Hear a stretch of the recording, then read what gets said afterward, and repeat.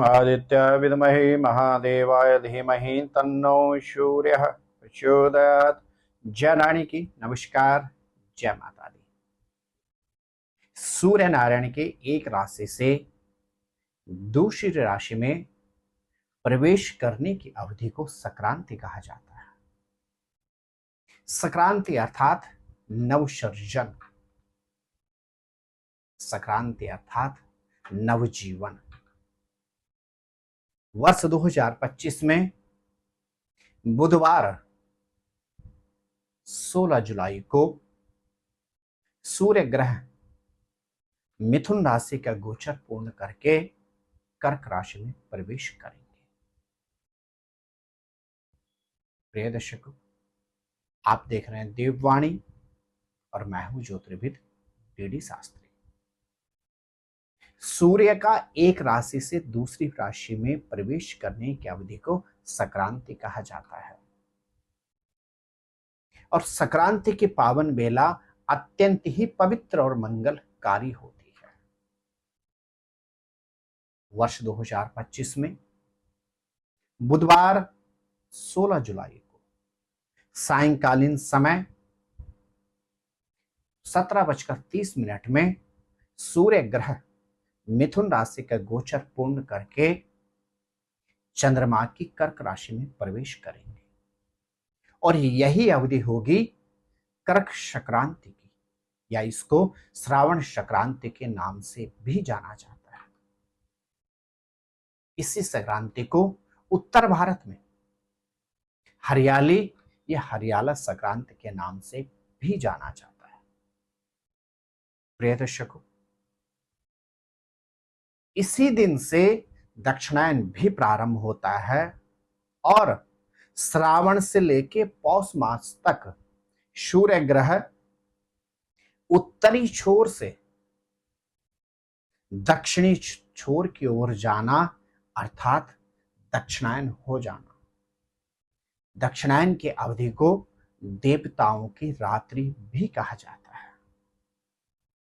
प्रिय दर्शकों, वर्ष 2025 में बुधवार 16 जुलाई को कर्क संक्रांति की पुण्य वेला रहेगी प्रातः 11:15 से 17 तारीख को सूर्य उदय तक। प्रिय दर्शकों, इस एपिसोड के माध्यम से आप जान पाएंगे कि सूर्य ग्रह का कर्क राशि में प्रवेश करने पर आपके व्यक्तिगत जीवन पर क्या प्रभाव रहेगा और इस अवधि में आपको क्या विशेष उपाय करने चाहिए। स्नेह दर्शकों, चंद्रमा अर्थात शीतलता और सूर्य अर्थात उष्णता। चंद्रमा एक और जहां शीतलता के कारक होते हैं, वहीं सूर्य ग्रह गर्मी के कारक होते हैं। और जैसे ही सूर्य नारायण कर्क राशि में प्रवेश करते हैं तो इस अवधि में अत्यधिक बरसात की संभावनाएं होती है। इसी अवधि में अत्यधिक प्राकृतिक आपदाएं आने की संभावना भी रहती है, क्योंकि जैसे ही बर्फ के पास कोई गर्म वस्तु पहुंचती है तो बर्फ पिघलनी शुरू हो जाती है और बर्फ के पिघलने से क्या बनता है? पानी, और पानी ही जीवन का कारक है, तो पानी ही जीवन का विनाश का कारण भी होता है। इसीलिए अक्सर आपने देखा होगा कि श्रावण मास में अत्यधिक बरसात होती है। इसीलिए इस अवधि में साधु सन्यासी और तपस्वी लोग एक स्थान पर बैठकर साधनाएं करते हैं। श्रावण का मास भगवान शंकर का अति प्रिय मास है और धर्मशास्त्रों के अनुसार श्रावण मास में व्यक्ति को एक ही स्थान पर बैठकर भगवान शंकर की उपासना करनी चाहिए। जब सूर्य ग्रह कर्क राशि में गोचर करते हैं, उस अवधि में अनावश्यक और अत्यधिक यात्राओं से भी बचने का प्रयास करना चाहिए। कहा जाता है सूर्य यदि कर्क राशि में गोचर कर रहे हो तो उस अवधि में व्यक्ति को शहद का अत्यधिक सेवन करना चाहिए, क्योंकि श्रावण के मास में अत्यधिक बरसात के कारण जगह जगह पानी इकट्ठा हो जाता है और इस पानी में जीवाणु उत्पन्न होते हैं जो व्यक्ति को शारीरिक क्षेत्र में रोग और व्याधि प्रदान करते हैं। इसलिए धर्मशास्त्रों के अनुसार श्रावण के महीने में भगवान शंकर की उपासना और शहद के सेवन करने से व्यक्ति को रोग और व्याधि से निवृत्ति प्राप्त होती है। प्रिय दर्शकों, इस गोचर स्पेशल राशिफल को आप अपने नाम अथवा जन्म राशि के अनुसार समझें। मेरे प्रिय मेष राशि के जातक, आपके पंचमेश का स्वामी सूर्य ग्रह का आपके चतुर्थ भाव में गोचर करना अर्थात प्रोफेशन की अवधि में आपके लिए 16 जुलाई से लेकर 15 अगस्त तक का समय अत्यंत ही लाभप्रद रहेगा। इस अवधि में आपको पद प्रमोशन की प्राप्ति तो होगी ही होगी, इसके अतिरिक्त संतति से संबंधित उलझनों से निवृत्ति भी आपको प्राप्त होगी। आप संपूर्ण श्रावण मास में नित्य सूर्य को अर्घ्य दें और विशेष रूप से रोटी के ऊपर गुड़ रखकर यदि आप गौमाता को अर्पण करते हैं तो शिक्षा के क्षेत्र में, संतति के क्षेत्र में, पारिवारिक क्षेत्र में, प्रोफेशन में आपको उच्चतम सफलता के अतिरिक्त शुभ समाचार की प्राप्ति होगी। मेरे प्रिय वृष राशि के जातकों, आपके चतुर्थेश के स्वामी सूर्य ग्रह का अब आपके तृतीय भाव में प्रवेश करना और सूर्य नारायण की दृष्टि आपके भाग्यस्थान पर होना अर्थात एक और आपके भाग्य में वृद्धि होगी, आपके अवरोधित कार्य पूर्ण होंगे, परिवार के अंदर धार्मिक अथवा मांगलिक कार्य के आयोजन की संभावना रहेगी। तो इसी अवधि में आपको इन्वेस्टमेंट के अवसर भी प्राप्त होंगे। आपको इस अवधि में व्यर्थ के मतभेद और वाद विवाद से बचना होगा और इसके अतिरिक्त आप कोशिश करें प्रत्येक रविवार के दिन विशेष रूप से गेहूं और गुड़ का दान कीजिए, आपके भाग्य में वृद्धि होगी। स्नेही मिथुन राशि के जातक, आपके तृतीय के स्वामी सूर्य नारायण जो अभी तक आपकी राशि में गोचर कर रहे थे, अब यह आपके द्वितीय भाव में प्रवेश करने जा रहे हैं। आपको खर्चों पर थोड़ा सा नियंत्रण रखना होगा। इस अवधि में आपको ऋण लेने अथवा देने से बचना चाहिए।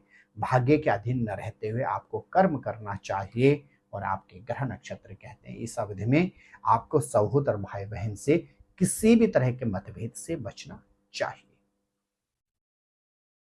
आप रविवार के दिन विशेष रूप से लाल वस्त्र का दान दीजिए, आपको धन में उन्नति प्राप्त होगी, वाद विवाद से निवृत्ति प्राप्त होगी और यहां तक कि आपके भाग्य में भी वृद्धि होगी।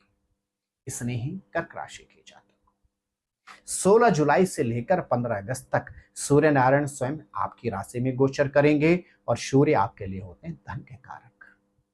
आपको इस अवधि में अपना स्वभाव सौम्य रखना होगा, छोटी मोटी बातों से विचलित नहीं होना होगा और साथ ही साथ आपके ग्रह नक्षत्र कहते हैं आपको अपने दाम्पत्य जीवन को भी सुव्यवस्थित करके रखने के अतिरिक्त आर्थिक क्षेत्र में भी थोड़ा सा नियंत्रण बनाकर रखना होगा।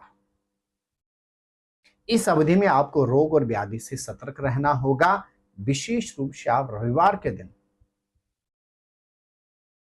भगवान सूर्य को या रविवार के दिन शंकर जी के मंदिर में जाकर आप लाल फल अर्पण करें, सूर्य को नित्य अर्घ्य अर्पण करें। सूर्य नारायण आपका इस अवधि में कल्याण करेंगे।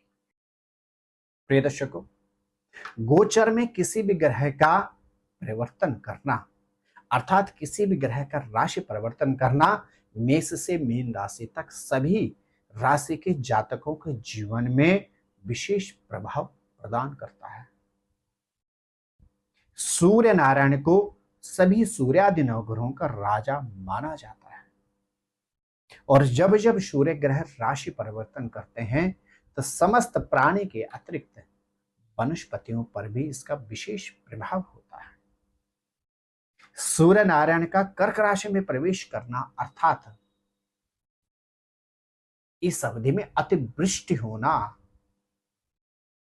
या दूसरे शब्दों में कहूं, इस अवधि में अत्यधिक बरसात होना, क्योंकि कर्क राशि को शीतलता की राशि कहा जाता है, तो वहीं सूर्य उष्णता के कारक होते हैं। सूर्य जब जब कर्क राशि में प्रवेश करते हैं, वह अवधि चौमासा का सबसे ज्यादा भयावह मास होता है। इसीलिए श्रावण के मास में अत्यधिक बरसात होती है। इसीलिए श्रावण के मास में अत्यधिक प्राकृतिक आपदाएं और विपदाएं आती हैं। लेकिन यही श्रावण मास भगवान शंकर की उपासना के लिए विशेष लाभप्रद होता है। प्रिय दर्शकों, आपके राशि के अनुसार 16 जुलाई से लेकर 15 अगस्त तक सूर्य नारायण का आपके ऊपर क्या प्रभाव रहेगा, और इस अवधि में मेरे द्वारा बतलाए गए यदि इन उपायों को आप करते हैं तो सूर्य ग्रह की आपको विशेष कृपा दृष्टि प्राप्त होगी। आप स्वस्थ रहें, मस्त रहें और हाँ, अपना विशेष ख्याल रखें। जय नारायण की नमस्कार, जय माता दी। ज्योतिर्विद डीडी शास्त्री जी से ज्योतिष, अंक ज्योतिष, हस्तरेखा, वैदिक पद्धति से यज्ञ अनुष्ठान, राशि रत्न, रुद्राक्ष कवच तथा वास्तु निरीक्षण हेतु संपर्क करें। संपर्क हेतु हमारे फोन नंबर हैं 981627027053, 9818827053। हमारी वेबसाइट है www.vedicjyotish.com। परामर्श शुल्क प्रदान कर संपर्क हेतु समय सुबह 10 बजे से शाम 6 बजे तक। हमारे संस्थान में योग्य विप्रों के द्वारा समस्त वैदिक कर्म जैसे पूजा पाठ, यज्ञ, जप, हवन, जन्मदिन पूजन, नवग्रह शांति, ग्रह कलेश, काल सर्प दोष निवारण पूजन, व्यापार वृद्धि पूजन, विवाह संस्कार, भूमि पूजन, गृह प्रवेश, शिवार्चन, महामृत्युंजय जाप, बगलामुखी जाप आदि समस्त वैदिक कर्म सुसंपन्न किए जाते हैं। संपर्क हेतु हमारे फोन नंबर हैं 9810627053, 9818827053। परामर्श शुल्क प्रदान कर संपर्क हेतु समय सुबह 10 बजे से शाम 6 बजे तक।